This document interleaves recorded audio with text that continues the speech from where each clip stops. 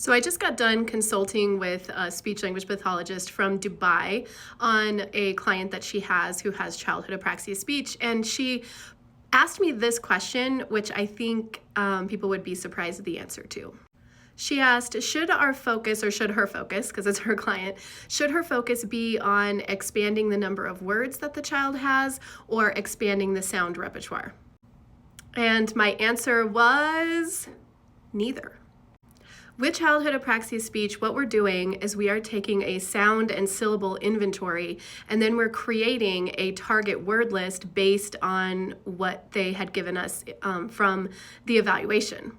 Many times we might think that the child with childhood apraxia speech has a word, like, oh, they can say that. But unless they can say the word in a variety of different environments with a variety of different people, they likely have not obtained what we call true motor learning of the word. So many times I start with words that they quote unquote already have, but also we are really looking at that sound and syllable inventory and creating a target word list based off that. Then our goal is to get true motor learning of the words in that target word list.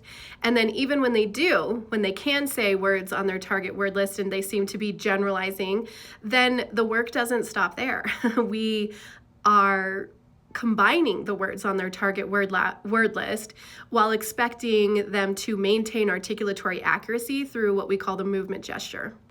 While we are doing this, while we are actively treating the child, we want to be probing, always probing to see if they are stimulable for more sounds, if sounds are just coming in on their own. And I will tell you that based on my clinical experience, once a child starts getting motor control of the sounds and words that they have already been producing, like once they get more control over their mouth, you do start seeing more sounds come in organically without you having to teach them to the child.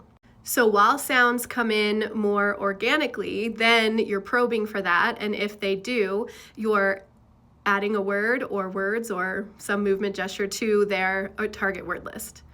The reason we aren't focused on getting more sounds or more words, especially in those initial early stages of apraxia therapy, is because if the child doesn't have true motor learning of those words, they're at risk for losing them. And that's what we frequently call pop-out words, which are words they might have said once or for a short time, but then might be lost and we're not able to get them again. So in conclusion, when you have a child with childhood apraxia speech, especially in the early stages, we are not just focusing on getting more words and we're not focusing on getting more sounds. We're focused on getting motor control.